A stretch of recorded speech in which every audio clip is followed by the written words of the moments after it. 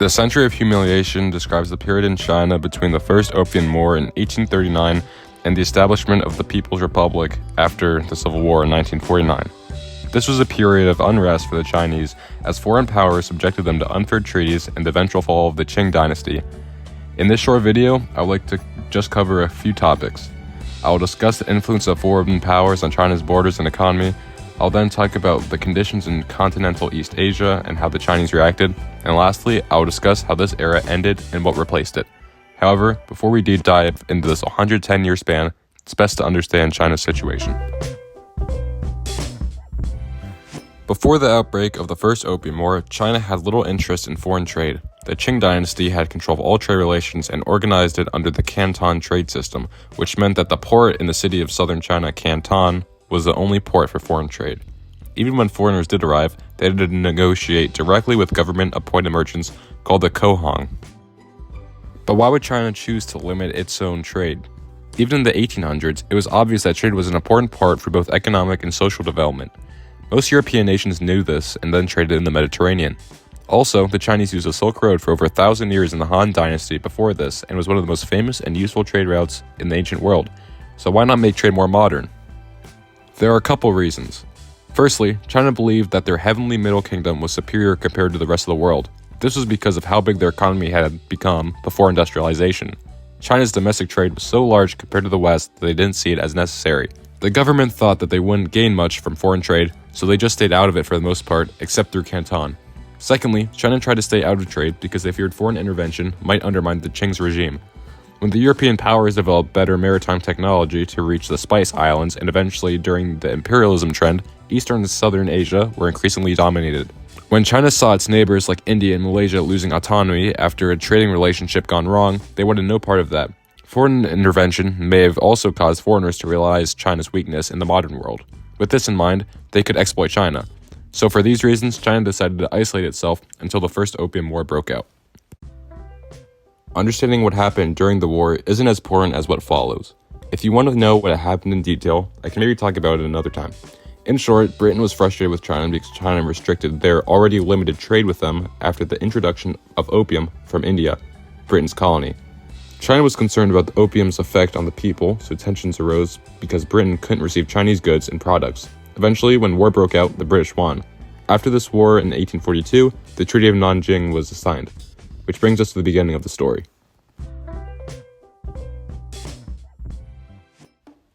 Some key components of the treaty include the secession of the island of Hong Kong to the British Empire, China had to repay the British for expenses during the war, and China had to open up 5 more ports for trade.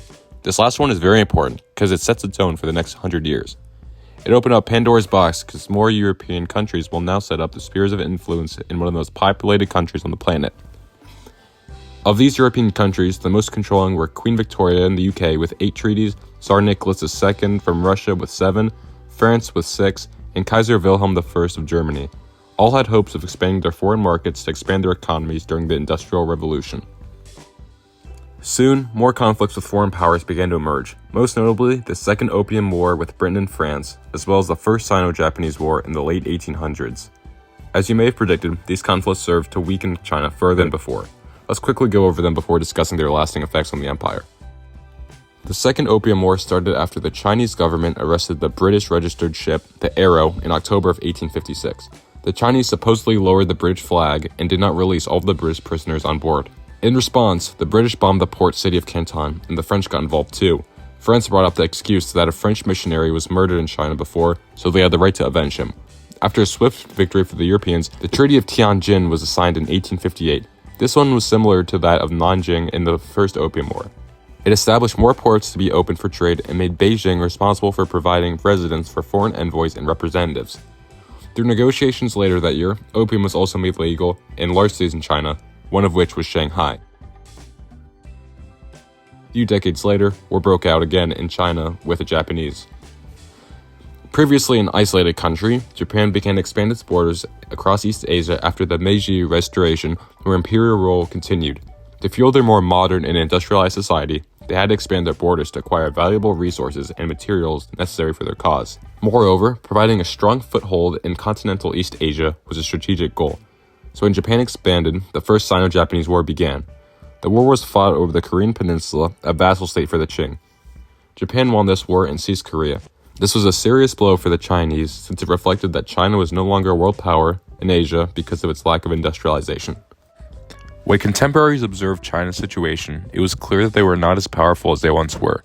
The golden age of the Song and Tang dynasties had ended, and China was falling apart from foreign intervention. Furthermore, a variety of domestic problems and unrest contributed to the decline, which we will now discuss.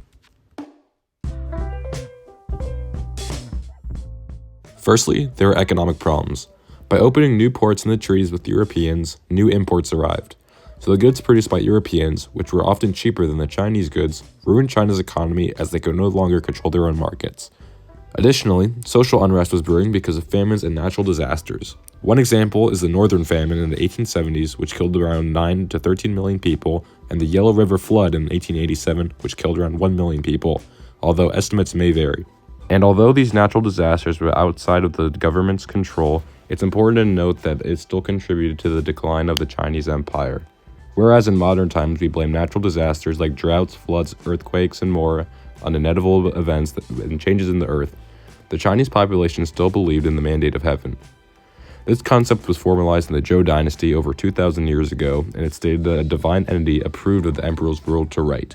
When disasters emerged, it indicated to the people that this divine entity may longer favor the ruling elite. This was common belief throughout Chinese history, and the Zhou used this logic to legitimize their overthrow of the Shang dynasty, since they believed they lost their mandate of heaven. This idea persisted for a very long time. There were also internal responses to the apparent decline of the empire. Many were not only frustrated with the poor leadership and foreign invasion, but also with the influence of Western ideas like Christianity. For example, the secret society known as the Righteousness and Harmonious Fists was formed in the late 1800s to replace the Qing dynasty and remove foreign influence in northern China. In theory, they would be able to defend themselves from weapons like guns, but unfortunately their tactics didn't work, and the rebellion, known as the Boxer Rebellion, was ultimately unsuccessful in removing the Qing in 1901. However, this rebellion did serve to achieve the goals in the long run. It put China in a bad situation because the government was now forced to pay the European countries a sum of money for the damages caused, and they encouraged more revolutionaries to act in similar manner. The Boxer Rebellion was not the last of the internal unrest under the Qing's governance. Turmoil continued to brew in China as a result of general discontent. The dynasty knew deep down that they could no longer rule a nation of people who didn't want them. They were too backwards, and they were tired of the humiliation for the past 100 years. The Chinese wanted to remove the Qing, and they got what they wanted in 1912.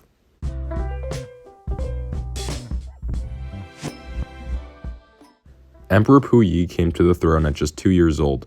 His regency was incompetent, so when a revolutionary named Sun Yat-sen advocated for democratic and anti-Qing ideas, the dynasty finally fell. Thousands of volunteers all over the country participated in the Wuchang uprising in 1911. It was successful. All that was left was logistics. After negotiating with Qing generals and fighting off non-complying warlords, Sun Yat-sen finally removed the Qing from power and established the Constitution for the Republic of China in 1912. However, this new form of government didn't come without its problems. Eventually, a civil war would be fought between the Communists and Sun's party, the Kuomintang. This war lasted for decades before being interrupted by the Japanese and then continued. The war finally ended in 1949 in a communist victory. The People's Republic of China was established, not only ending the Republic of China, but also the century of humiliation. I only quickly covered the fall of the Republic and the Civil War because it's a long and complex issue that I don't really want to go into in this video. However, the important connection here is that even with the removal of the Qing, China still remained unstable and vulnerable up until the Communist Party took control in 1949. When this party finally implemented its policies, China looked a lot different. They began to rapidly industrialize to catch up with Europe. They adopted Soviet and European-style technology and ideas, but more importantly, the leader of the Communist Party, Mao Zedong, used similar methods of Joseph Stalin by drawing inspiration from the Soviets' 5-year plans in the Great Leap Forward. Famine, disease, and purges killed millions during the brutal industrialization period, but China was able to catch up at a hefty price, thus ending the century of humiliation and backwardness it faced before. It has been only recently that China has been able to retake its position on the podium as world power.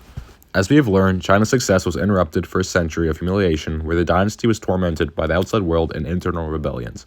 And although China did remove the dynasty that they previously struggled under, it is undeniable that it was preferable to the decades of horror which were unreleased under the communist leadership. Currently, head of the Communist Party, Xi Jinping, is compared to Mao because of his abuse of power and manipulation in seemingly democratic elections. However you feel on this, however, it's undeniable that the party will use all the resources it has available to succeed on a global level and to avoid the backwardness it faced in the 1800s. Although this era seems long ago, it is crucial to understand Chinese politics in the future and today. Thank you for watching my first video. If you have any questions or concerns about the content I make, just drop in the comments. Not too many people are watching these videos, I'm guessing, so I'll probably read every comment. Alright, thank you. Let me know how I did.